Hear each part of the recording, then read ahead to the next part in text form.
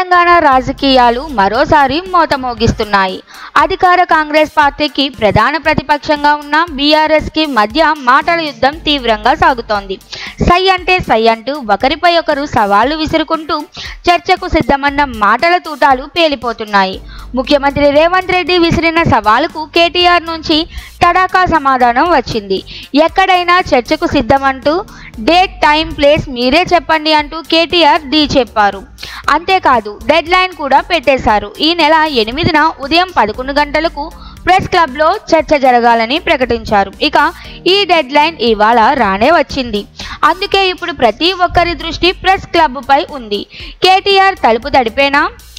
ఆయనతో పాటు ఎవరెవరు రాబోతున్నారు? కాంగ్రెస్ నుంచి ఎవరు వస్తారు? నిజంగా చర్చ జరుగుతోందా లేక ఇది కేవలం రాజకీయ డ్రామా మాత్రమేనా అన్న దానిపై చర్చ మొదలైంది.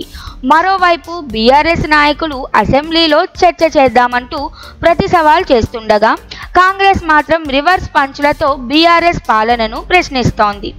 రైతులపై ఏ పార్టీ ఎంత చేసింది? 10 సంవత్సరాల బీఆర్ఎస్ పాలన ఫలితమేంటో, ఏడాది కాంగ్రెస్ పాలనలో రైతులకు ఎంత ప్రయోజనం కలిగిందో అన్న విషయాలపై బహిరంగ చర్చ జరుగుతోందా లేక మాటల యుద్ధం ఇదివరకే ముగిసిందా అనే ప్రశ్నలు ప్రజల్లో మొదలయ్యాయి. ఇప్పటికే రాజకీయంగా వేడి రాజుకుంది. ఇప్పుడు ప్రెస్ క్లబ్ వేదికగా ఏం జరుగుతుందనేది తెలుగు రాష్ట్రాల్లో రాజకీయ ప్రియులకు అత్యంత ఆసక్తికర అంశంగా మారింది.